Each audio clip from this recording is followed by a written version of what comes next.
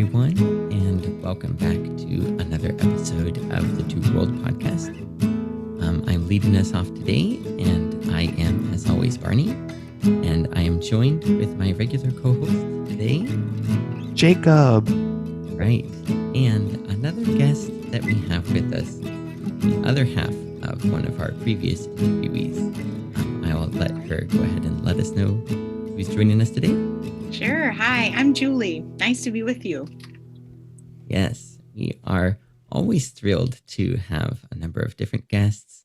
And of course, the times when it's just Jacob and I.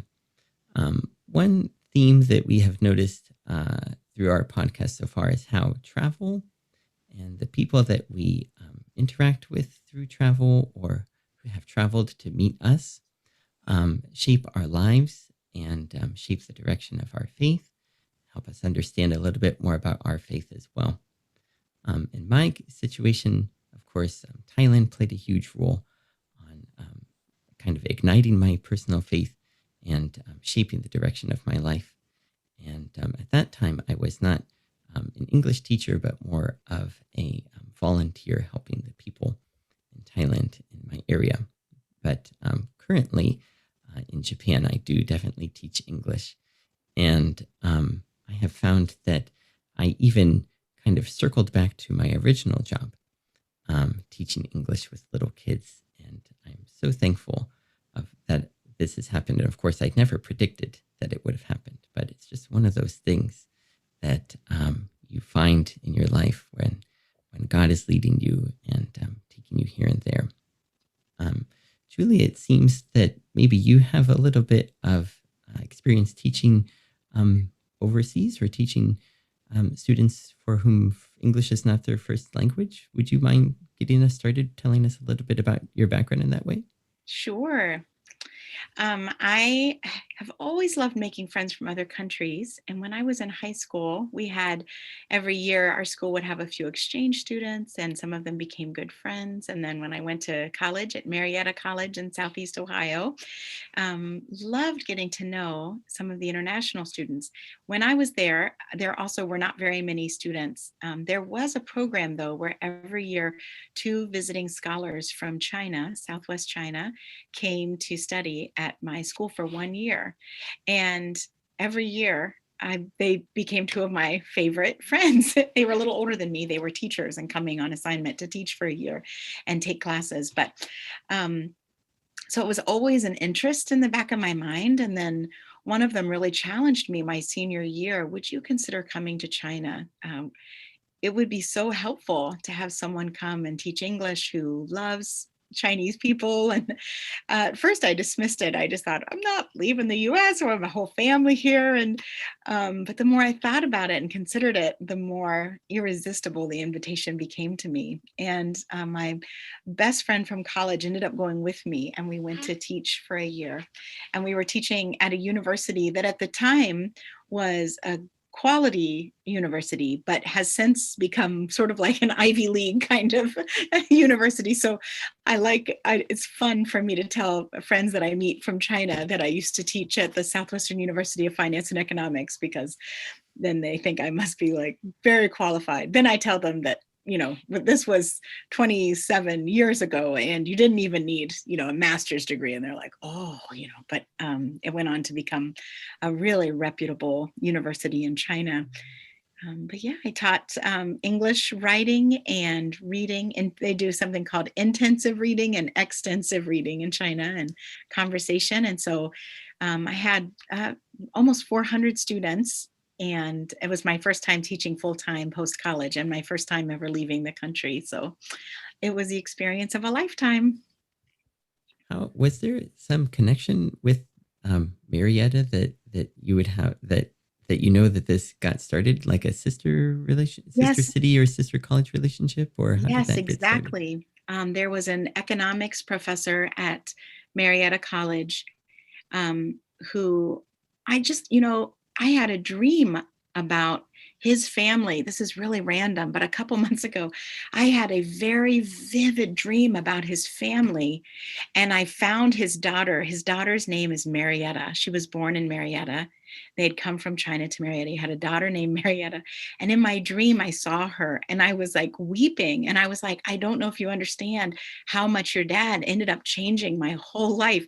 I've never met Marietta, and I've tried to look her up online because it's such a distinct name, but it turns out it's not as distinct as one might think. And there are many Mariettas. But I thought, isn't that strange that 27 years later, my subconscious would go to this place of thinking about how, like Jacob, you mentioned to me previously, like it's sort of like a launch pad, that first initial thing. And now so many things in my life feel like they have been deeply impacted by that opportunity. But because he was a professor at Marietta, they had a partnership with this university where every year they would teach, they would send two graduates there to teach for 1 year. And they also received visiting scholars from there. So that was how that got started. Even though it's a small college, Marietta's just 1,000 people, but they had a really strong relationship and continue to with China in various ways. But this was in Sichuan, and that was the partnership. I really think it's interesting that your initial response was a little skeptical, like you weren't quite convinced that you should go. And then you opened up to the idea and are so glad that you did. And I'm wondering if you could say a little bit more about how you went from being hesitant to being open. Yeah. Were there some voices, or I would love to know a little bit about that. Yeah. I think I'm a Christian, and I think over the course of a couple months after my friend, her English nickname was Frida, and after Frida had said, Julie, it would be really powerful if you could come and teach English and love people in China the way we've experienced your hospitality here. And there were some spiritual dimensions to that as well. And I think in the beginning, I'm really close to my family. I'm the oldest of four, and my grandmothers were getting older. There was just this sense of like, I couldn't leave those who were getting older, and I couldn't leave those who were still young. It was hard for me to imagine removing myself so far from people that I love. But I think over the course of the couple months after that, it just seemed like even though Frida was the one who mentioned it to me and invited me, it really felt like God was inviting me to consider this. And then it became more a question of like calling, and there was a bigger picture at work that was very compelling. And I just kind of, even though I was 22 and I could do, I was an adult, so I could make my own decisions, I wouldn't have gone if my parents hadn't given me their blessing.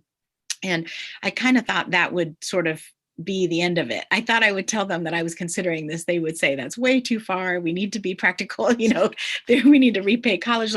I just thought that that would be a closed door. And I would say, well, God, if that was you inviting me, I tried, the door is closed.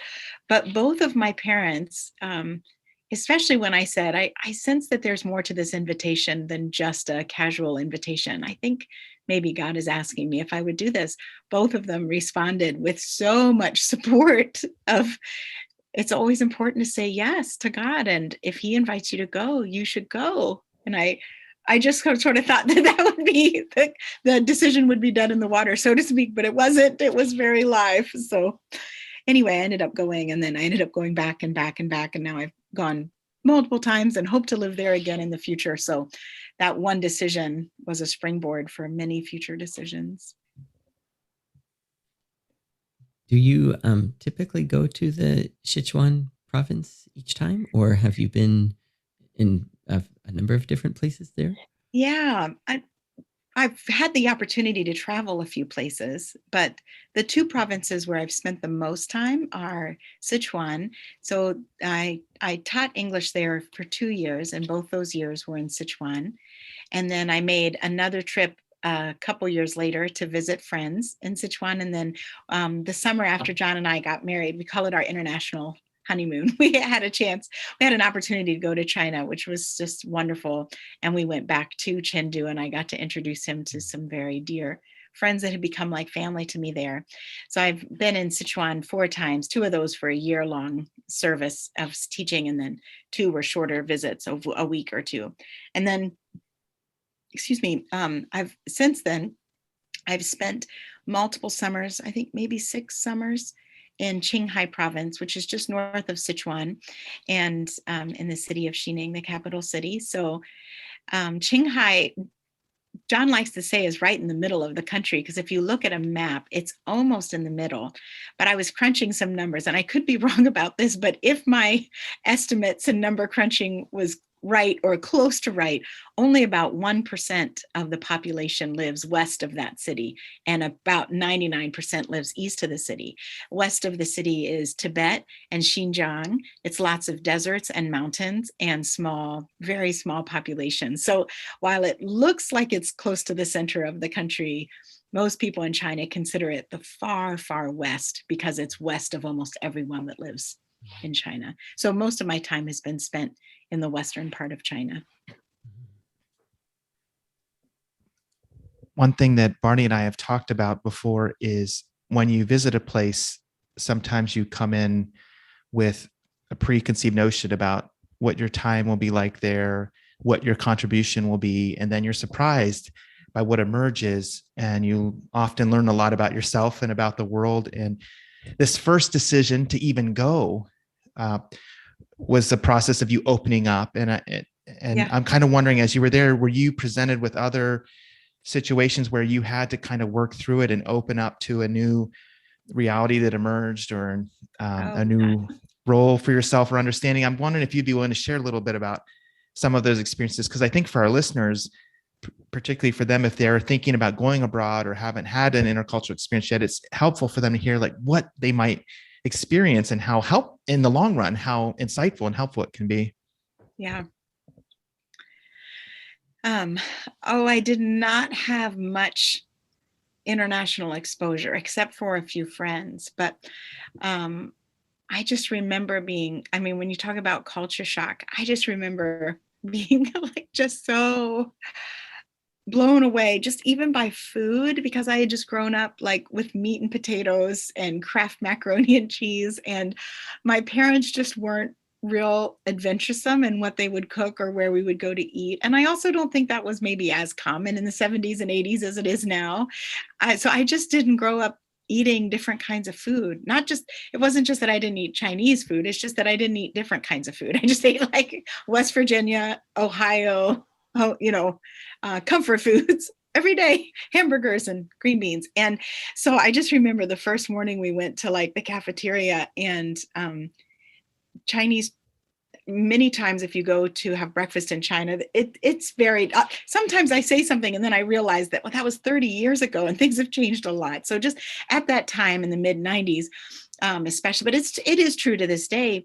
Many will eat things that are very savory or spicy for breakfast, things that I would think like, oh, that would not be stomached until later in the day, or maybe not be palatable for my sensitivities.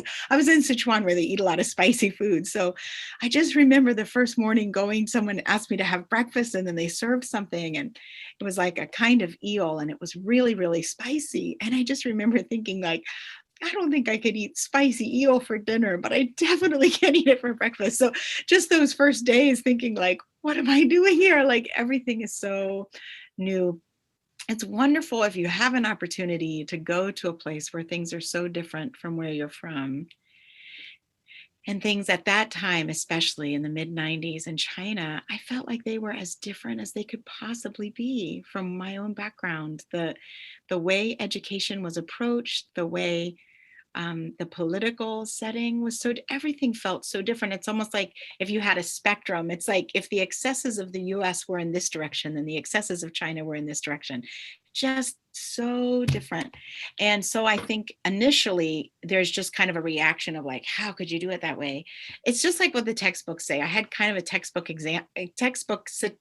experience of like, that doesn't make sense. And then like, oh, not only does it make sense, it's much better. And then kind of coming out to like more of a nuanced view in the end. I just remember like one of the things that just struck me so much was that my students didn't complain. They didn't have much in terms of material belongings. It was 8 students to a room, even though their dorm room was no larger than a dorm room in the US, maybe slightly smaller, and just one little box where they would keep their clothes. Again, this is mid 90s. This is different than it is now. So I'm not trying to add to stereotypes that are not accurate on today. But at that time, and there wasn't heat. We were just what it's called below the heat line, which means there's no heat provided for like the south half of the country because they think it's warm enough. But in the winter, it's still very, very, very cold. So we had these students that were sharing really close quarters with almost no personal space, and their skin would often be like red, from the cold, and all the electricity went off at 10 at night, so they couldn't study past then unless they studied by candlelight. I just remember thinking that just seemed like such a hardship compared to where I was coming from, where the question was whether you'd pay extra and have a single in college or whether you have to share with one other person and trying to navigate when you turn the lights off, and just so many decisions that were made for them that they didn't get to decide, including who their roommates were. They were assigned 7 roommates or 8 together. They stayed together all 4 years and had to get along. I just remember thinking like, no one complains. And just being so inspired by their resilience and their persistence.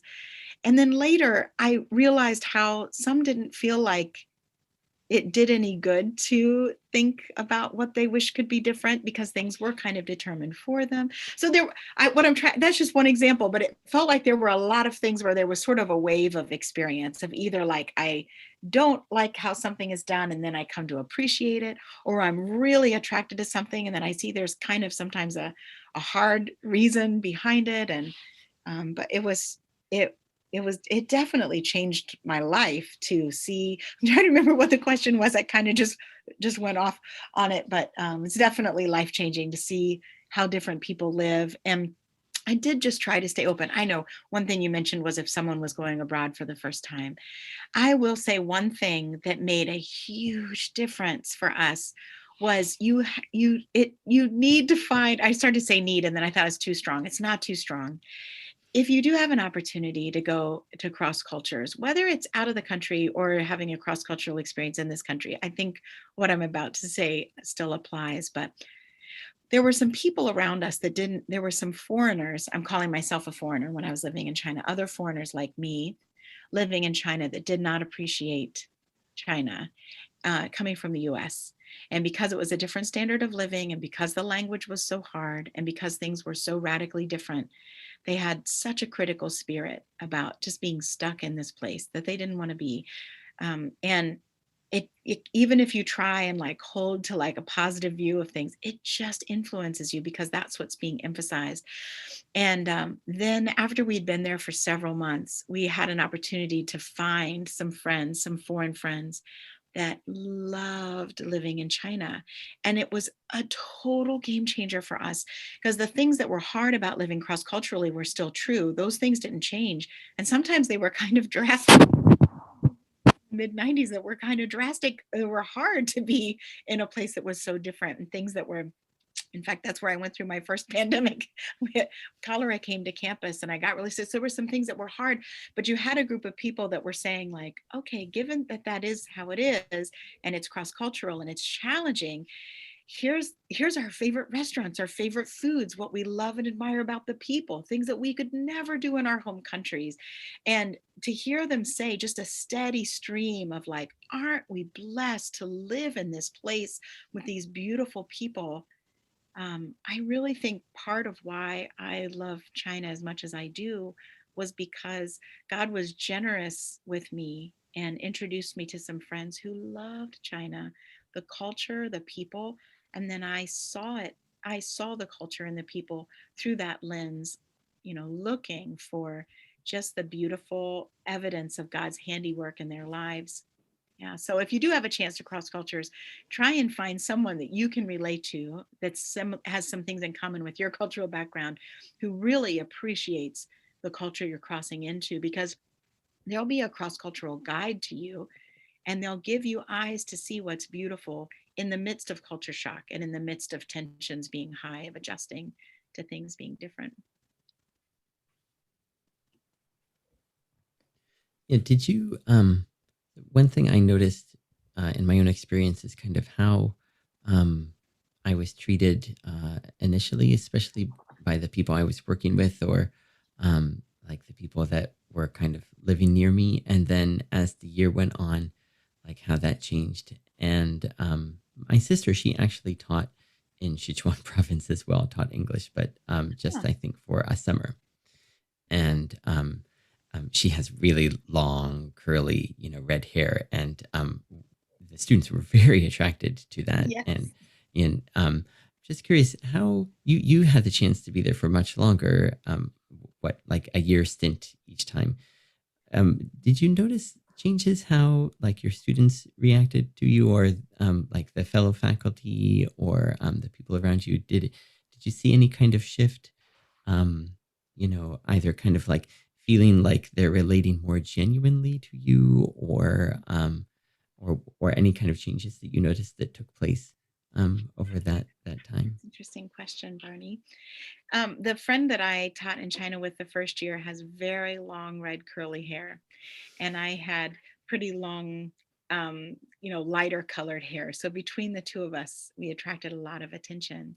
And the city that we were in has like had more than 10 million people at that time, but only, I think the American embassy there, that's no longer open, but I think they just had like less than 200 Americans on their list, and others might be passing through as tourists or something, but there just really were not. And certainly there were foreigners from other countries, but just not not very many per capita, as we say. So if we went out into the little, like our campus open, if we went out the campus gate, we were in a little like village area called Guanghua Village, and we made many friends there. And we were, just the only foreigners for miles around. So some people would kind of almost panic. I just had lots of memories of like, they're not just certain times in certain places. I'd walk in and I'd greet them in Chinese, and my Chinese isn't great, but in terms of just greeting or saying, "Are you open?" or "How much does this cost?" I could say a few of those things like quite clearly, even though my conversational skills were very poor in the beginning, but I could just greet them, fluently. And I just have one guy in particular, when I would go into a store, he would just kind of yell like, "I don't understand, I don't understand." He'd wave his hands in the air saying in Chinese, "I don't understand, I don't understand." I'd be like, "But I'm just saying hello in Chinese." So I think there were just some fears and some like, "You're going to say something that I don't understand," or "I don't know if I can trust you." And a lot of people wanted to like a lot of people wanted to touch my hair. That was a real common thing because they hadn't seen lighter colored hair at that time. That's one of the things that feels really different than it was 30 years ago. But yeah, I think there were just our friends began to let us in. How in the beginning it was just sort of like a curiosity, sort of like, who is this foreigner from afar?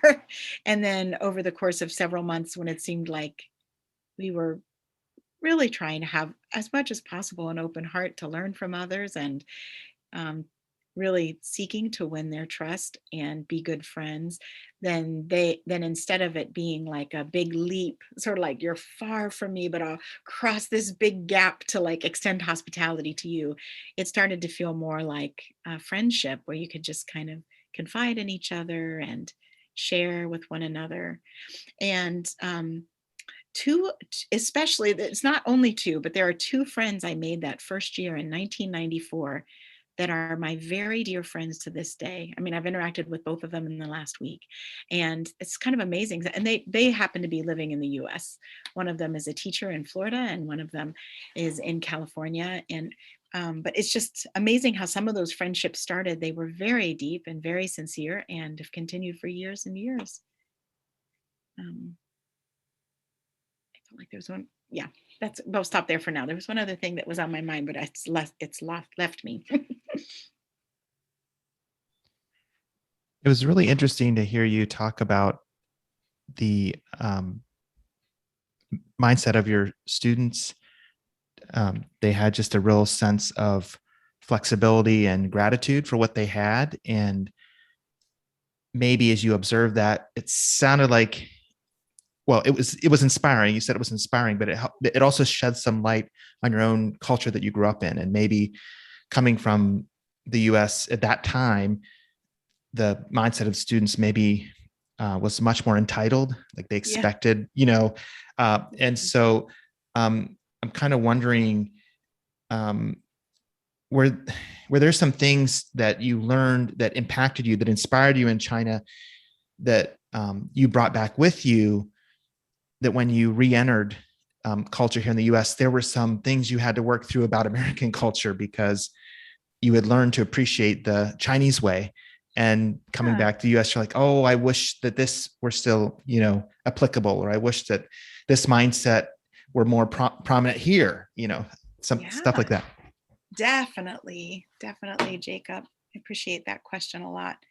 Yeah, I think there were some things in me that changed living in China, and then they didn't ever totally go back. I think like one example is that, well, there's just this is so cliche, but in Asia, people just think more communally. They just instinctively think, what is that going to mean for all of us? Instead of what is this going to mean for me? So there's just not as much of a self-centered instinct of what do I want? What do I need? What is best for me? They just instinctively say, what do we want to do here? What are we looking for? And how is that going to impact us? What do we need to do? And I just love that. And I would even go so far as to say, it just felt godly to me. It did. It just felt like not so obsessed with self. So, and in China, because there were so many people living in a small space, they had to share space really well all the time. You have to share space on the street. I grew up near Kings Island amusement park, and it was always surprising to me at Kings Island to just be around crowds of people, just people everywhere. You couldn't let go of your mom's hand because you'd be separated for hours, which that's happened before. And but when I went to China, I remember writing home to my family and saying, it feels like Kings Island every day. You just go out on the street and there's just millions of people, which I'm an extrovert. So I just really appreciated that. Like, if you love people, China's not a bad place to be. There's just so many of them everywhere. But there is a sense of sharing space of, like I mentioned, the 8 students sharing a room.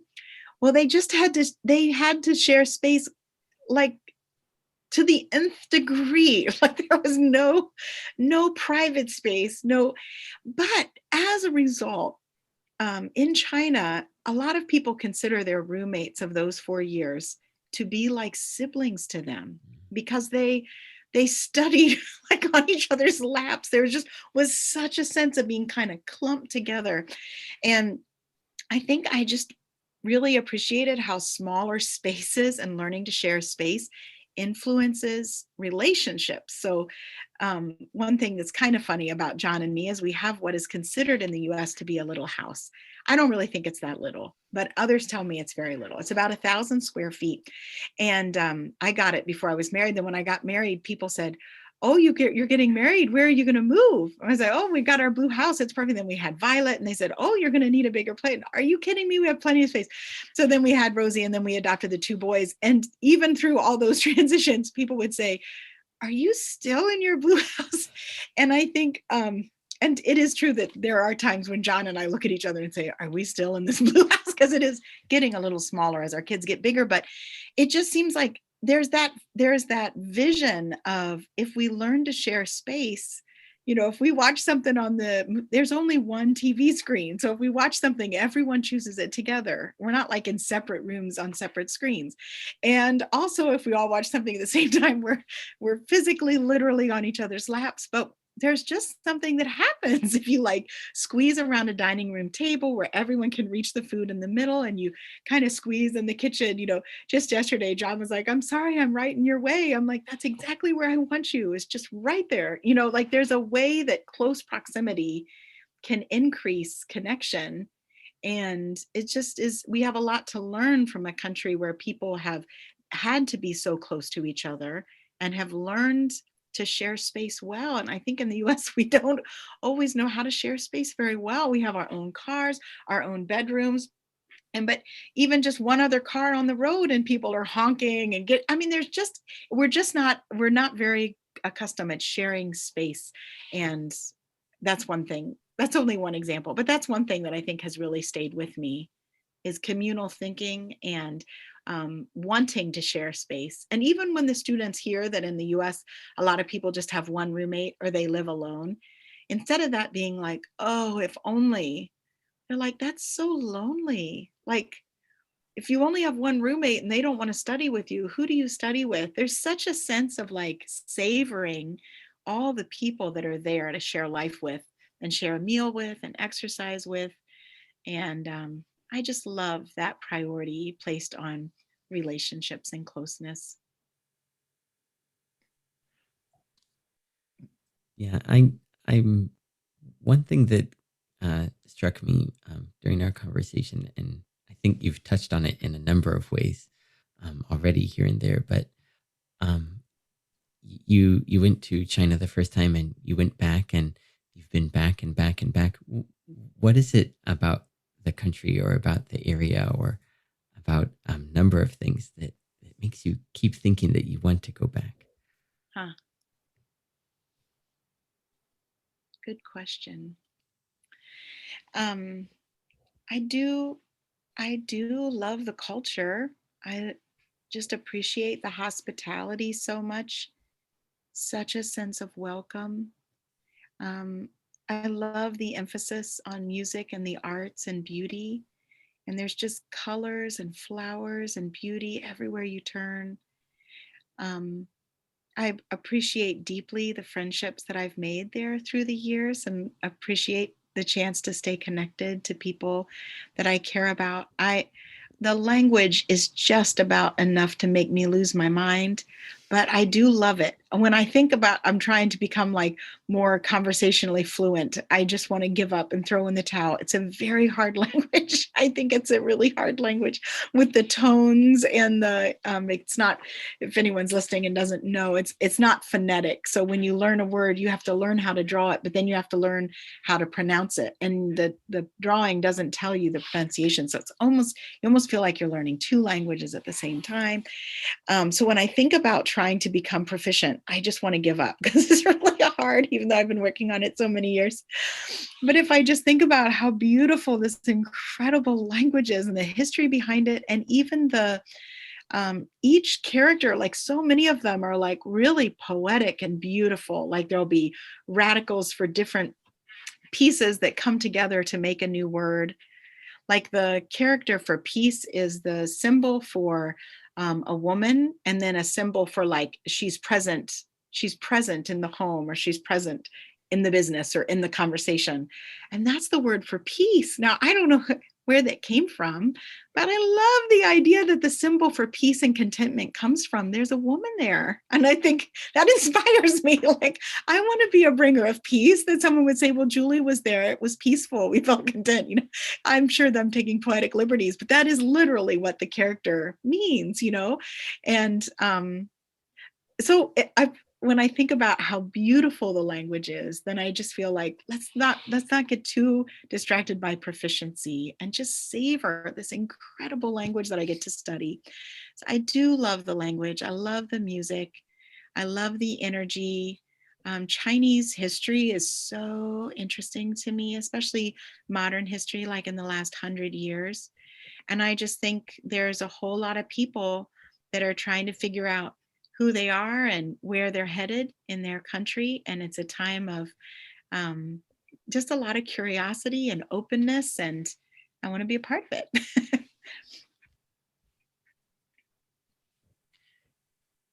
Julie, you mentioned really appreciating the spirit of hospitality in Chinese culture.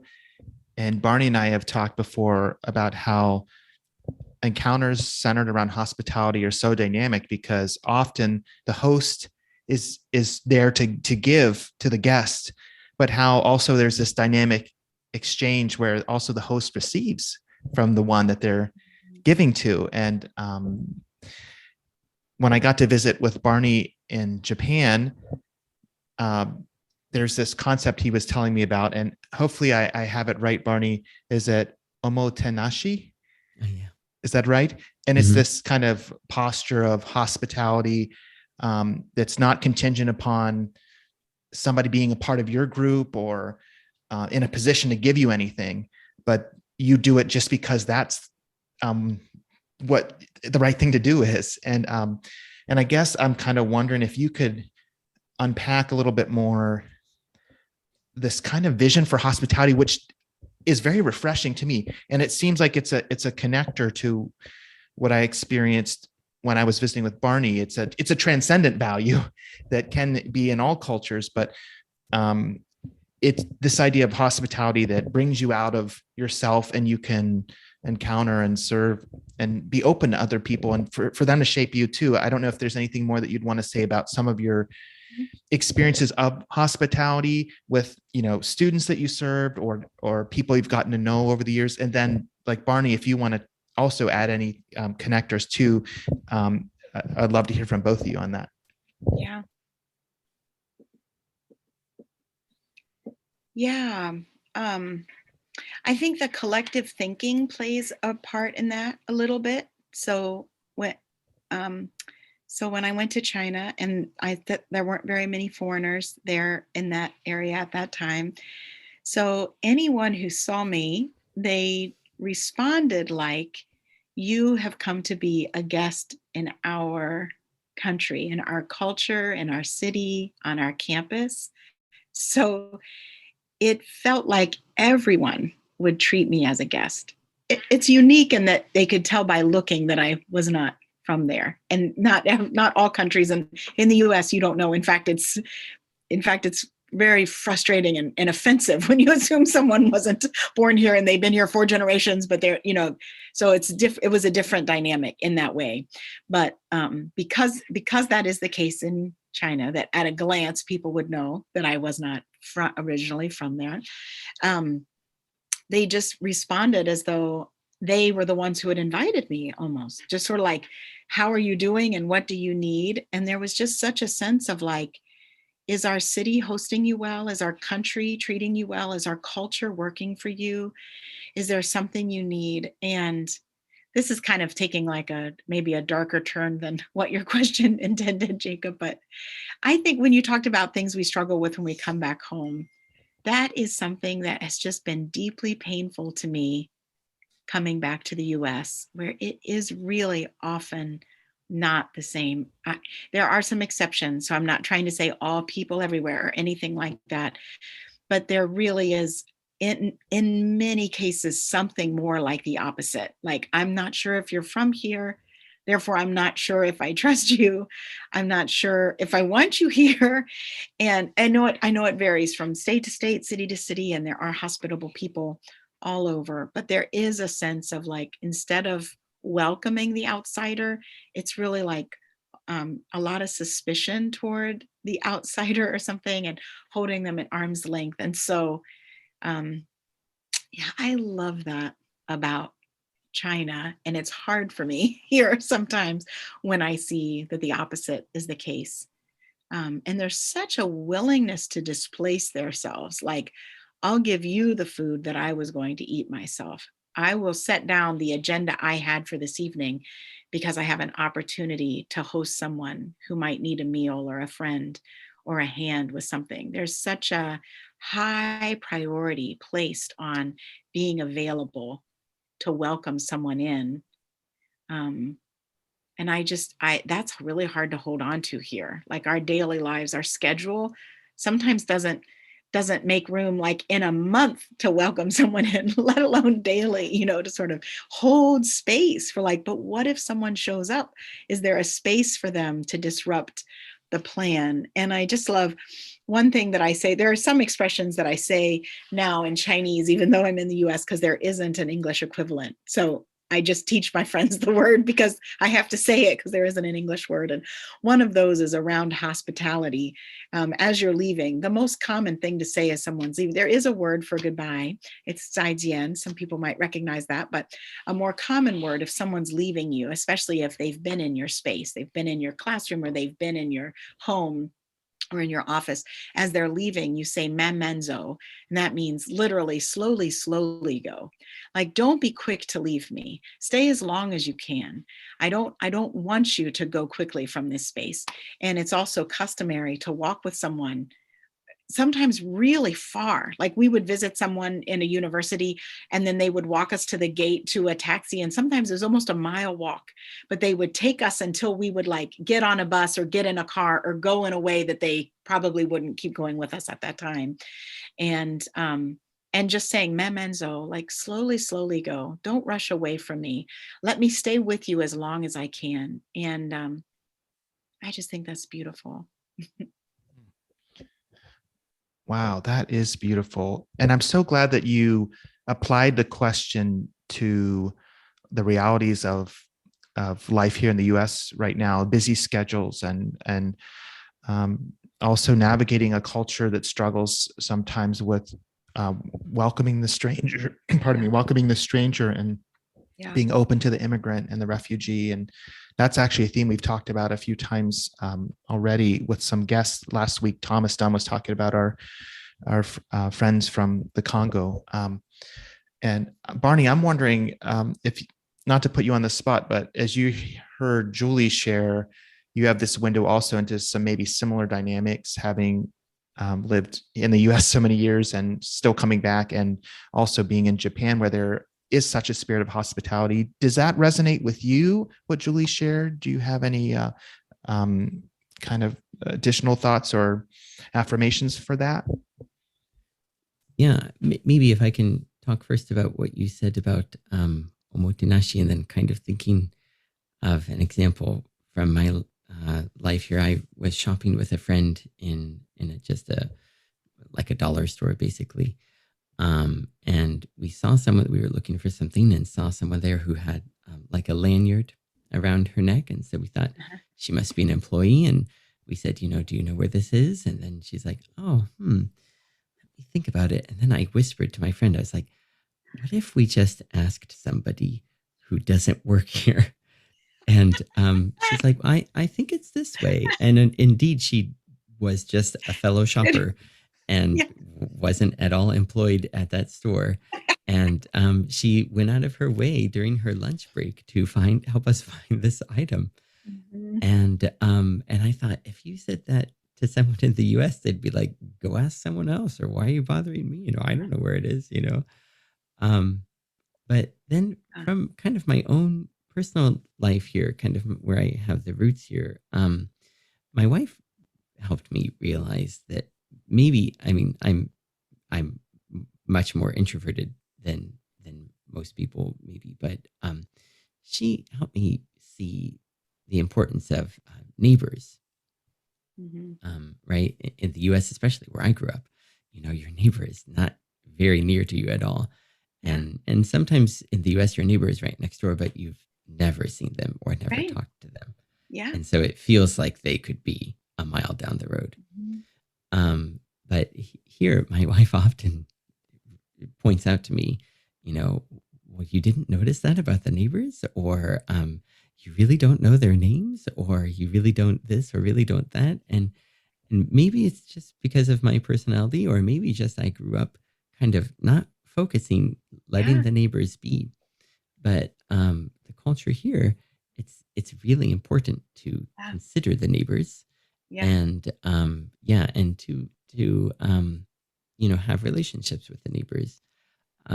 Our housing area here is a little bit more, I don't know, modern, or maybe the people here are more of our same generation. So we're Mhm. not as close, but we do have like kind of a newsletter that gets passed around Uh, everyone in our area, and you have to sign that you've read it, or, taken something from it. And we have um, clean up 3 or 4 times a year where we all get together, not recently because of COVID, mhm. but clean up the streets around our area, and then we have like a meal, kind of an informal.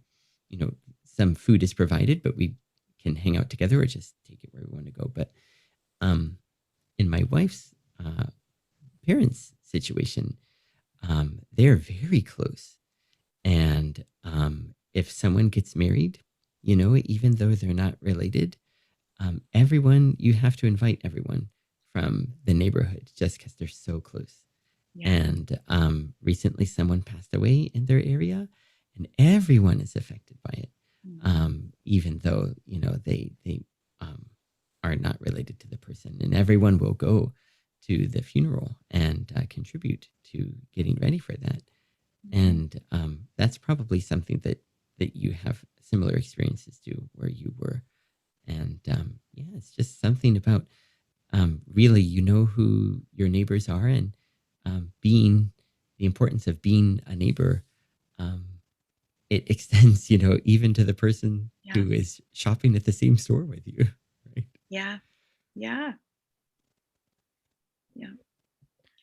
I did find there were some things about being in China that reminded me of my parents' culture in West Virginia, especially my dad's culture. He grew up in a rural part, a real mountainous rural part of West Virginia where there's just one stop sign, a little town, and almost everyone is farmers.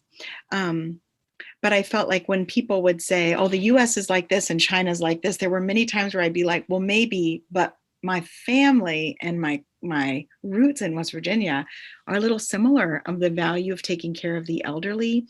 And they say in West Virginia, people treat strangers like friends, strangers like, how does it go? Strangers like friends and friends like family or something, like this idea of like kind of assuming kind of a level of interconnectedness and closeness. And um, that was definitely the case in China. And I feel like that's also how, especially my dad always treated people. And I think there is something about sort of the mountainous background he had that was a little bit like that, of like um, really feeling the interdependence and the interconnection with neighbors and people from your town, and not being isolated or individualistic. And, they'd been through some things and they would all band together to get through it. And so a real sense of like, we need each other. Like I have to stay connected because I might need them and they might need me. And we got to, this relationship matters. And I think now in many places, there's just a level of like isolation that just wouldn't happen. So. I am so glad you shared that, Julie, because it's a good point to make that these values of being a good neighbor and of hospitality and of gratitude are not just limited to one culture. They're transcendent and they can be present and celebrated and lived out all around the world. And I think for a lot of us in the US, and I'll just speak for a minute from my experience working in a church, we're trying to be a counterculture that celebrates these things in a time where we feel that there are pressures in the dominant culture against them, from certain public discourse and things in the media or politics or whatever. And so it's important to not think, oh, we have to go somewhere else to find this or live this out or embody it. But here, where we're located, we can celebrate it and work for it and advocate for it. So it's a good reminder. I'm glad you shared that it is present here in the US. It's something that we need to continue to work at, seeking out and lifting up. Well, we're getting close to our time of closing, but I just wanted to give an opportunity if there's one final thing that you like to share, Julie, before we close. If not, that's fine. We just want to give you a chance. And the same for you, Barney. If either of you have one final word before we close our time. I think I just find it very humbling to live cross-culturally, whether I'm living in another place or trying to open my heart or my schedule or my home to people who are different here in the country that I've spent most of my life. I think it's the most humbling part of my life because it's hard to see yourself clearly sometimes until you're around people who are really quite different. And it just shines a light that is sometimes doesn't always feel very kind. Like you just see like, oh, I was really blind in that way, or I was really selfish in that way, or I was really stuck in so it just feels very humbling and just so good. I feel like there's been like freedom for me in seeing things through other lenses and having like a fuller picture of myself or my faith or my home culture. Um, there's so many. When you say, is there anything else? Like 50 things popped into my head, but I'll just leave with that one. Like, it's just so good and it's so worthwhile. And you kind of have to be willing to be taken down a notch a little bit, just because there's like mistakes are inevitable. And some of the things you discover about yourself are painful to discover, but it's just still so good. So I feel really grateful. Um, like who I am today has been so shaped by people who are very different from me, being willing to trust me and speak into my life and welcome me into their space. And so I just feel really indebted to them for that. It's probably why I had that dream about Dr. Chen, who had passed away some years ago, and wanting to share with his daughter what a difference he had made in my life. Like, I feel really grateful to those who have opened doors for me in that way, or were willing to let down their guard and let me in, even though I was a stranger to them at that time. Wow, Julie, it has been so inspiring to hear you share today. And thank you so much for being with us for our podcast. Thank you also, Barney, for being a part of the podcast today and sharing your experiences. And we hope for all of our listeners that you learned some new things today, and maybe even some good ideas if you're considering showing hospitality to a guest here in the US or traveling, some things that you can take to heart. And we appreciate you. And until next time. Yeah, bye. Goodbye.